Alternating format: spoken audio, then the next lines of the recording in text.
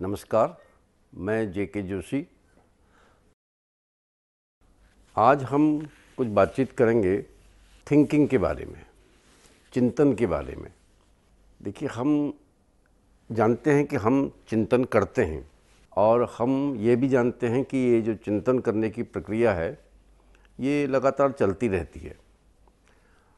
विद्यालय और शिक्षा का लक्ष्य ये है कि हम हायर ऑर्डर थिंकिंग भी कर सकें, उच्च श्रेणी का चिंतन भी हम कर सकें। इस बात को प्रारंभ करने के लिए यह कहना आवश्यक होगा कि संभवतः हम ही वो स्पेसीज़ हैं जो अपनी थिंकिंग के बारे में थिंक करने का प्रयास करते हैं। We are the only, most probably we are the only species those who are capable to think about their own thinking. और इस प्रोसेस को, थिंकिंग अबाउट थिंकिंग को या सेल्फ अवेयरनेस ऑफ थिंकिंग को मेटाकॉग्निशन का नाम दिया गया है। जो उच्च श्रेणी का चिंतन है, अगर समाज में आगे को प्रगति होनी है, नए इनोवेशंस होने हैं, नई बातें होनी हैं, तो हमको अच्छे थिंकर्स चाहिए। बुद्धि और चिंतन का संबंध है। एक लेवल की बुद्धि की आवश्यकता होती है, लेकिन ऐसा आवश्यक नहीं है कि बहुत बुद्धिमान व्यक्ति बहुत अच्छे चिंतक रहे हों या होते हों। वास्तव में हुआ क्या कि जब भी हम टीचिंग ऑफ थिंकिंग की बात करते हैं तो इसमें एक थोड़ी सी कठिनाई ये है कि यदि हम शिक्षकों से पूछें डू यू टीच थिंकिंग, वो किसी भी विषय को पढ़ा रहे हों, तो उनका उत्तर होता है हाँ।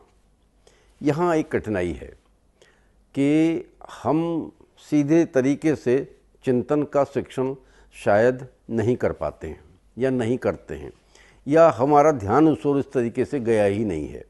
देखिए, प्रश्नों का जो ठीक उत्तर देना है, ऐसे उत्तर जो हमने उनको बताए हैं और उन्हीं उत्तरों को वो रिपीट कर रहे हैं, तो इसमें हायर ऑर्डर थिंकिंग इन्वॉल्व नहीं है। ये स्मृति स्तर पर सीखना है और ये टीचिंग और लर्निंग जो है वो मेमोरी लेवल की लर्निंग एंड टीचिंग है। जब अंडरस्टैंडिंग लेवल पर आते हैं, उसके बाद जब रिफ्लेक्टिव लेवल में जाते हैं, तो थोड़ा सा थिंकिंग की ओर को हम बढ़ते हैं।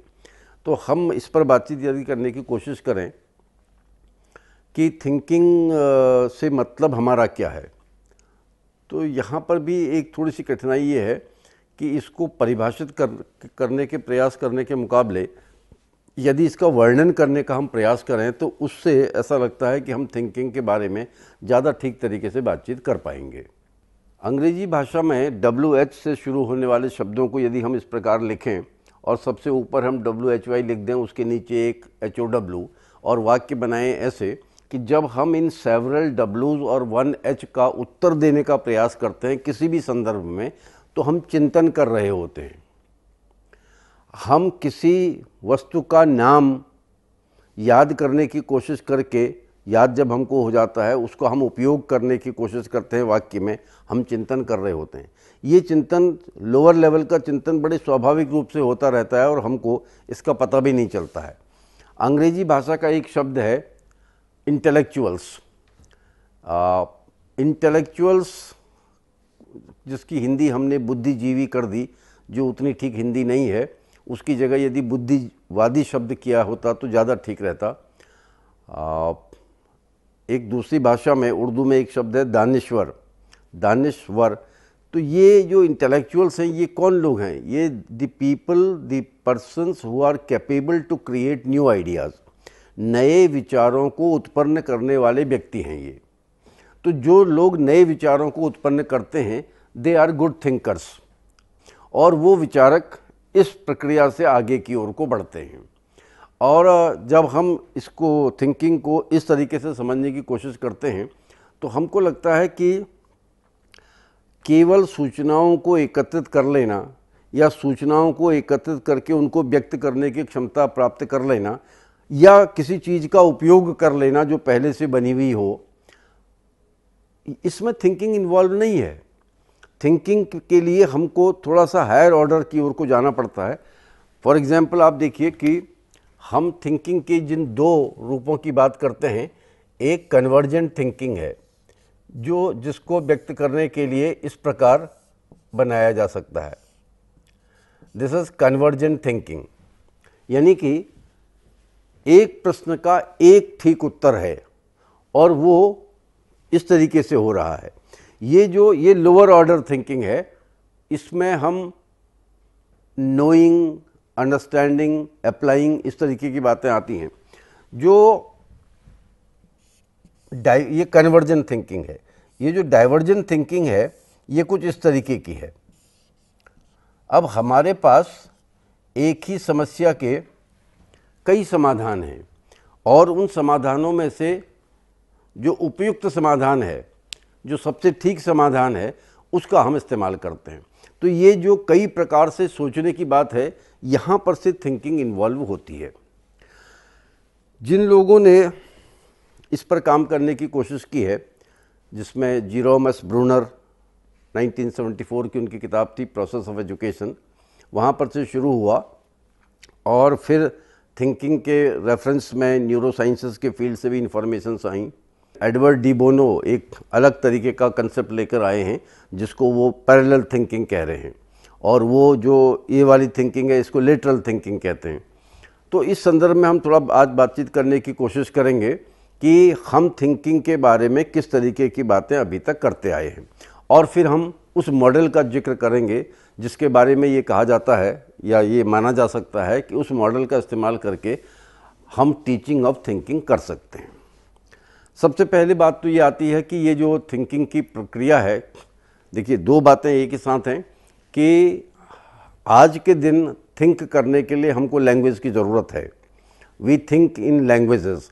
वो बात अलग है कि एडवर्ड डी बोनो का मानना है कि language is a very good tool for communication, but it is either a no tool at all or a very bad tool for thinking। Edward de Bono कह रहे हैं कि ये जो लैंग्वेज है, भाषाएं जो हैं, वो भाषाएं संवाद करने के लिए बहुत उपयुक्त उपकरण हैं, लेकिन यदि हम थिंकिंग की बात करें तो शायद ये इतने अच्छे उपकरण नहीं हैं या ये उपकरण है ही नहीं। इस बात को थोड़ी देर में लेंगे। अभी हम थिंकिंग की बात करें तो ये जो जब हम बच्चों से थिंक करने को कहते हैं तो वो प्रश्नों को का हल देने के उपरांत थिंक करने की बात नहीं है, उनको समस्या समाधान के अवसर देने होंगे। हम प्रॉब्लम सॉल्विंग स्ट्रेटजीज जब डेवलप करेंगे, समस्या समाधान के लिए बच्चों को अवसर प्रदान करेंगे, तो वो थिंक कर रहे होंगे। अब इस थिंकिंग को करने के लिए किन किन चीज़ों की ज़रूरत पड़ती है? देखिए, बुद्धि, मैंने बताया आपको कि बुद्धि की आवश्यकता है, सूचनाओं की आवश्यकता है। हमको एक जो मेंटल रिप्रेजेंटेशन बनाना है, जो आइडियाज़ क्रिएट करने हैं, जो नए विचार उत्पन्न करने हैं, जिनसे नई चीज़ें बनेंगी, बाद में उनका उपयोग होगा। यानी कि एक तो क्रिएटर है जो उत्पन्न कर रहा है विचारों को, दूसरा उन विचारों का विश्लेषण कर रहा है, वो एनालाइज़र है, और तीसरा उन विचारों के उपयोग से जो चीज़ बनी है उसका उपयोग कर रहा है, वो प्रैक्टिशनर है। तो ये जो लेवल्स हैं अलग अलग, हम यदि बच्चों को विचारक के रूप में बनाना चाहते हैं तो हमको उनको ऐसे अवसर देने होंगे जिनमें वो समस्याओं का समाधान ढूंढने के प्रयास कर सकें। ये जो यहाँ पर की बात आई थी, अगर आप ध्यान से देखें कि ये जो थिंकर्स हैं, ये थिंकर्स प्रोफेशनल्स हैं, दे आर प्रोफेशनल्स। और ये प्रोफेशनल क्या हैं, ये सबका इस्तेमाल कर रहे हैं। आप उदाहरण इस तरीके से लीजिए कि एक ऑटोमोबाइल रिपेयरिंग शॉप है जहाँ स्कूटी, मोटरसाइकिल, छोटी बाइक वगैरह सब ठीक होती हैं। वहाँ एक बच्चा 7-8 साल का कहीं गांव से आता है, वो वहाँ साफ़ सफाई का काम करता है, चाय लाता है। धीरे धीरे जो वहाँ वर्कर होते हैं, जो मिस्त्री वगैरह होते हैं, वो उसको कहते हैं कि 12 इंच की चाबी लाओ, ये लाओ, वो लाओ, वो टूल्स के नाम जानता है। 10-15 साल, 8-9 साल में बाइक आती है, वो मालिक कहता है उसको जरा मुन्ना देखो क्या है, वो देखता है, वो गलती को पकड़ता है, वो स्कूटी को ठीक कर देता है। वो ये सब कुछ जानता है कि गलती कहाँ पर हुई है, फॉल्ट कहाँ पर है, ये फॉल्ट कब हुआ होगा और ये फॉल्ट कैसे ठीक होगा। केवल उसको ये नहीं मालूम है कि जो वो कर रहा है वो ऐसा क्यों कर रहा है। उसको थियरी नहीं मालूम है, सिद्धांत नहीं मालूम है, काम वो कर रहा है। एक ऑटोमोबाइल इंजीनियर भी ये सब चीज़ें जानता है, वो भी ठीक कर सकता है, करता है। बस अंतर केवल यह है कि वो इसको भी जानता है, WHY के उत्तर को भी जानता है। So a professional is basically is a scholar who works on the basis of a theory.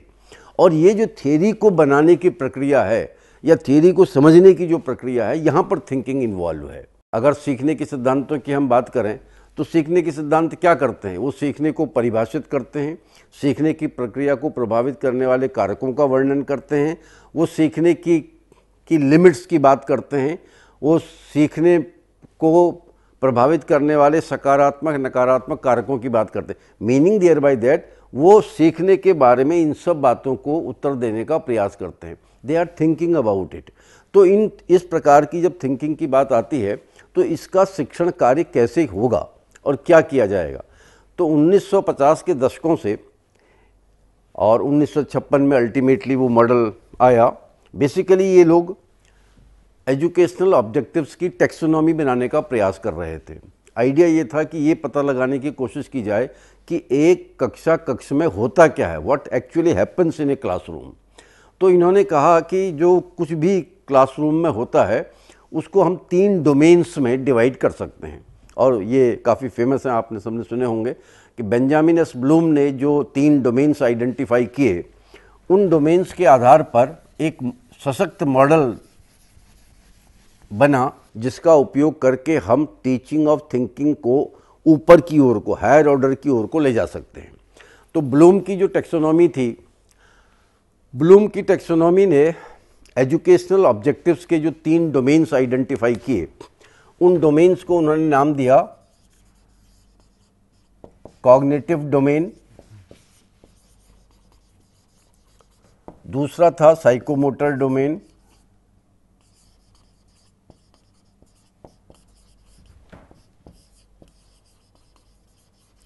और तीसरा था अफेक्टिव डोमेन। ये जो कॉग्निटिव डोमेन था, ये हिंदी इसकी करें तो ज्ञानात्मक आयाम, संज्ञानात्मक आयाम, which is concern with acquisition of knowledge. ज्ञान की प्राप्ति के संदर्भ में जो ऑब्जेक्टिव्स आते हैं, नॉलेज, ये वाला कॉम्प्रिहेंशन, एनालिसिस, एप्लीकेशन, इस तरीके की जो बातें आती हैं, ये क्या हो रहा है? ये कॉग्निटिव डोमेन में हो रहा है, ये एक्विजिशन ऑफ नॉलेज में हो रहा है। ये जो दूसरा साइकोमोटर डोमेन है, it is concerned with the acquisition of skills, कौशल की प्राप्ति, कौशलों की प्राप्ति। जो डिफरेंट कौशल हैं, जो स्किल्स हैं, स्किल्स की प्राप्ति इसके अंतर्गत आती है। और ये है वैल्यूज़ का इनकलकेशन, मूल्यों की प्राप्ति।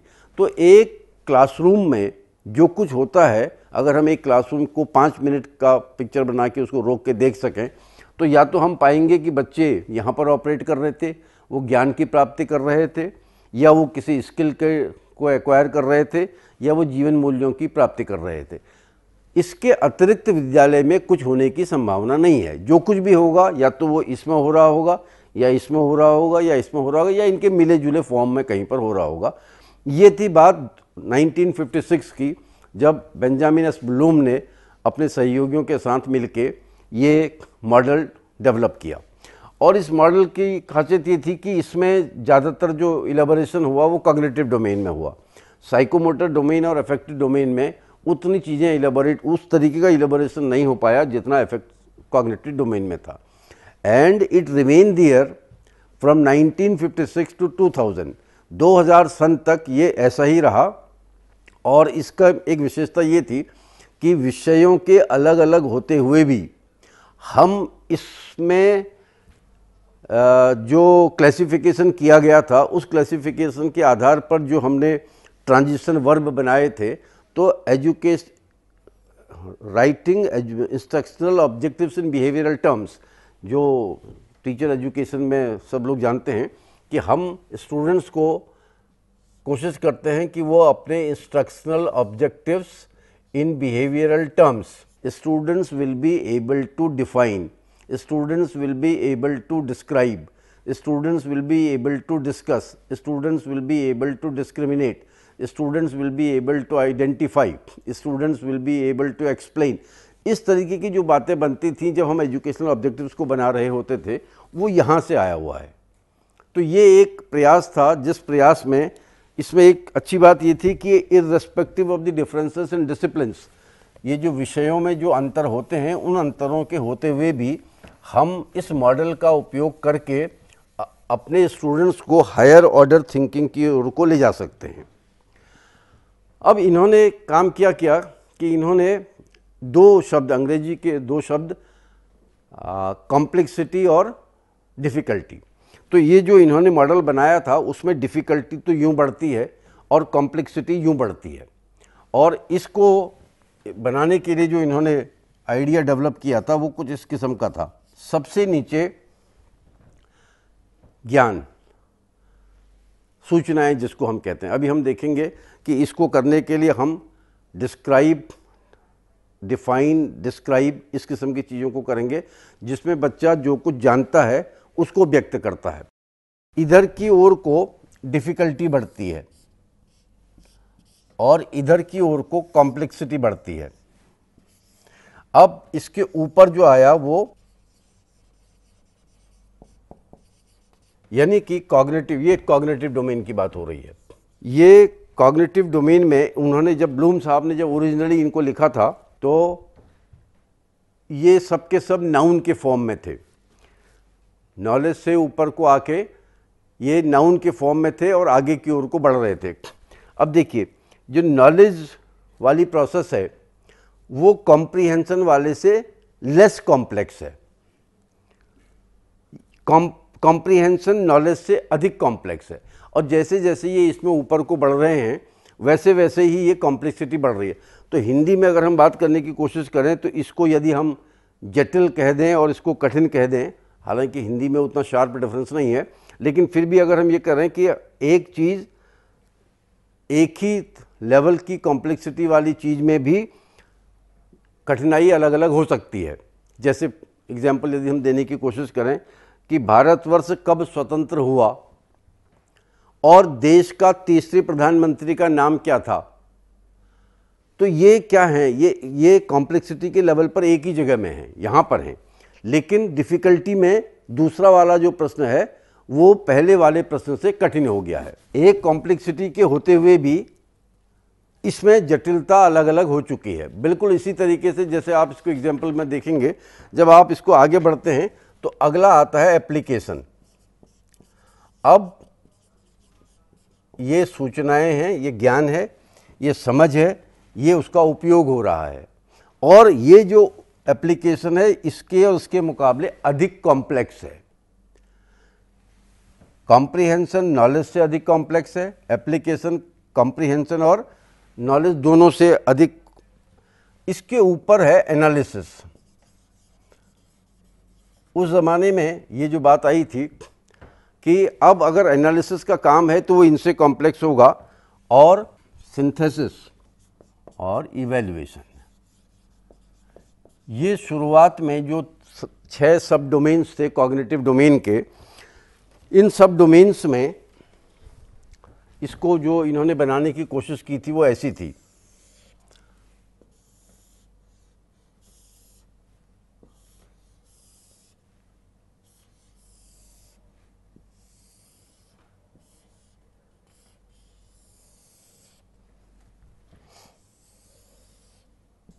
अब देखिए, इधर को तो डिफ़िकल्टी बढ़ रही है, इसी में 2-3 प्रश्न ऐसे हो सकते हैं जो एक से अधिक डिफ़िकल्ट होंगे।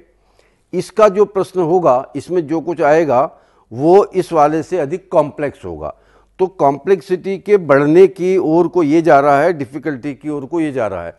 तो ये जो मॉडल बनाया गया, इस मॉडल में एक खास बात ये थी कि इन्होंने जो अभी मैं बात करूँगा उसके एंडरसन के उसके बाद, कि वो आइडेंटिफाई किए उन्होंने वो वर्ब्स जो ये बता रहे थे कि ये काम, इसको अटेन करने के लिए टीचर को क्या करना पड़ेगा।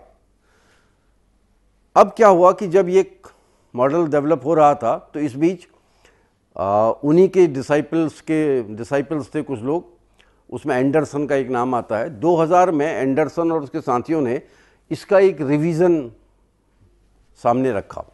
It was revised taxonomy of educational objectives, Bloom की टेक्सोनॉमी को रिवाइज किया एंडरसन ने 2000 सन में।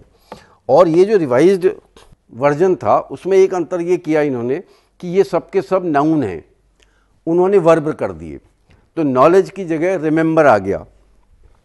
यहाँ पर टू रिमेंबर, टू लिखते नहीं है लेकिन ये सबसे नीचे आ गया टू रिमेंबर। और कॉम्प्रीहेंशन की जगह उसका दूसरा अर्थ लगा दिया अंडरस्टैंड। अब देखिए यहाँ पर इन्होंने कहा कि हमको नाउन के बदले वर्ब करने का सिर्फ फ़ायदा ये है कि students will be able to remember, students will be able to understand, इस किस्म की बातें उन्होंने वहाँ पर करी। और इसके ऊपर अप्लाई आया, फिर एनालाइज आया। अब इसके बाद इसमें आया इवेलुएट और क्रिएट। ये रिवाइज्ड वर्जन है एंडरसन का 2000 का, और आइडिया वही था कि यहाँ सी बढ़ेगा, यहाँ डी बढ़ेगा। अब थोड़ा सा इन्होंने कहा कि इसका एक फ़ायदा ये है इस प्रकार से इसको लिखने का कि ये जो एक तो जो अंतर आ रहे थे वो अंतर इस प्रकार के आ रहे थे कि हम अल्टीमेटली बच्चों को क्रिएटर ऑफ नॉलेज बनाना चाहते हैं, और इसलिए हमारा आइडिया ये था कि हम कुछ इस प्रकार की व्यवस्था डेवलप करें कि वो बच्चे टू रिमेंबर से to understand, to apply, to analyse, to evaluate होते हुए टू क्रिएट तक पहुंच सकें। ये जब बेसिकली ये मॉडल सामने आया तो तब इसके लिए ये जो सब डोमेन्स हैं, इन सब डोमेन्स के लिए जो ट्रांजिशन वर्ब्स इस्तेमाल करे गए उसको मैंने अपनी ओर से जो कोशिश की है वो ये मैं कहता हूँ these are several these, ease and seas. अब आप देखिए ये टीचर के लिए कहाँ इम्पॉर्टेंट है। टीचर ये समझने की कोशिश कर रहा है कि मैं जो टीचिंग का काम करूँगा उससे 40 मिनट का यदि मेरा पीरियड है तो मैं जो कुछ क्लास में करूँगा उससे विद्यार्थियों के ऊपर क्या प्रभाव पड़ेगा। He is trying to think in terms of what will be the impact on students. ये कुछ इस तरीके से कि students will be able to define, students will be able to describe, आगे जो भी वो लगाना चाहे, चाहे फिजिक्स पढ़ा रहा हो, केमिस्ट्री पढ़ा रहा हो, हिस्ट्री पढ़ा रहा हो, हिंदी पढ़ा रहा हो, वो अपने इंस्ट्रक्शनल ऑब्जेक्टिव्स को इस तरीके से लिख देगा। और फिर इसी क्रम में जैसे जैसे क्लास बढ़ेगी, बच्चे की उम्र बढ़ेगी, वो हायर ऑर्डर थिंकिंग की ओर को जाएंगे। तो लेट अस सी, देखें हम कि वो वर्ब्स जो हैं वो कौन कौन से वर्ब्स हैं। अगर हम ईज, सीज और डीज की लिस्ट बनाने की कोशिश करें तो डी में देखिए सबसे पहले जो सरलतम है वो आता है डिफाइन, डिस्क्राइब, डिफ्रेंशिएट, डिस्क्रिमिनेट। ये शुरुआती दौर के हैं जो लोअर ऑर्डर थिंकिंग की ओर को जाते हैं। जब हम करते हैं डिज़ाइन, डिसाइफर, ये जो शब्द इस्तेमाल जब हम डीज में, सेवरल डीज जो आ रहे हैं हमारे, कि जो जब डिसाइफर होता है, डिस्प्ले होता है, डिज़ाइन होता है, यहाँ पर हम हायर ऑर्डर थिंकिंग पर आ जा रहे हैं। Definitely to describe something is easier as compare to design something. बिल्कुल इसी तरीके से सीज में आया और ईज में आया। ईज में जैसे आपका एक्सप्लेन करना, इलेबोरेट करना, एलिमिनेट करना, एक्सटिंग्विश करना, ये क्या हो रहा है। ये अगर हम इन वर्ब्स की लिस्ट बनाएं तो हम ये पता लगा सकते हैं कि इनमें से हायर ऑर्डर कौन से हैं, लोअर ऑर्डर कौन से हैं। बच्चों की एज को देखते हुए, कंटेंट को देखते हुए हम इस बात को आगे की ओर को बढ़ा सकते हैं। इसी तरीके से जो सीज थे, सीज में क्या था, क्लैरिफाई से लेके, क्लासिफाई से लेके, कैटेगराइज से लेके, कंप्यूट से लेके, कंट्रोल से लेके, क्रिटिसाइज से लेके, ये सब के सब सीज उसमें आ रहे थे। तो several Ds, As and Cs, और कुछ एज भी थे, कुछ एस भी उसमें आ रहे थे। यानी कि एक बड़ी सी लिस्ट बना दी गई वर्ब्स की कि टीचर अपने बच्चों के उम्र के हिसाब से, क्लास के हिसाब से और कंटेंट के हिसाब से अपने इंस्ट्रक्शनल ऑब्जेक्टिव्स को पहले लिख ले। जब वो ऐसा कर लेगा तो उसके पास एक मॉडल होगा कि वो डिफ़िकल्टी में इधर को बढ़ेगा, कॉम्प्लेक्सिटी में इधर को बढ़ेगा, कन्वर्जेंट थिंकिंग की जगह वो डाइवर्जेंट थिंकिंग की ओर को जाएगा। तो it was a great relief for the teachers कि उनके पास एक मैकेनिज्म ऐसा आ गया था कि इस मॉडल का उपयोग करके वो बच्चों को हायर ऑर्डर थिंकिंग की ओर को ले जा सकते थे। और 2000 सन के एंडरसन के इस रिवाइज्ड वर्जन के बाद इसको काफ़ी अच्छी तरीके से लिया गया है। और अब इस वक्त सामान्यतया पूरे दुनिया में कम से कम हम लोग जो एक जैसे लोग हैं इसका हम उपयोग कर रहे हैं। ये बात थिंकिंग की इस तरीके से आ रही थी। अब थिंकिंग में जो दूसरी बातें हुई हैं, जो नई बातें हुई हैं, उनकी ओर को आप देखें कि थिंकिंग के रेफरेंस में वेरी इंटेलिजेंट पीपल में बी वेरी पुअर थिंकर्स, संबंध होते हुए भी कि एक लेवल की इंटेलिजेंस की ज़रूरत तो पड़नी ही चाहिए, पड़ती है, लेकिन केवल बुद्धि के होने का तात्पर्य यह नहीं है कि वो अच्छा थिंकर भी होगा, वो गुड थिंकर भी होगा, ये आवश्यक नहीं है। दूसरी बात, एडवर्ड डी बोनो एक बड़ा नाम है। मैं कई वर्षों से प्रयास कर रहा हूँ कि इस नाम से जुड़ी हुई जो पुस्तकें हैं उनके बारे में हम भी थोड़ा सा समझ लें, हम भी बात कर लें, लेकिन मुझको विशेष सफलता तो अभी तक नहीं मिल पाई है। जो वो कहना चाह रहे हैं, वो क्या कहना चाह रहे हैं? पहली बात तो जो मैंने अभी आपसे कही थी वो ये कह रहे हैं कि language is a very good tool for communication, but it is either a very bad tool और no tool at all for thinking. अब ये कुछ बड़ी बात है। इसी तरीके से वो ये कह रहे हैं the ultimate purpose of thinking is to abolish thinking.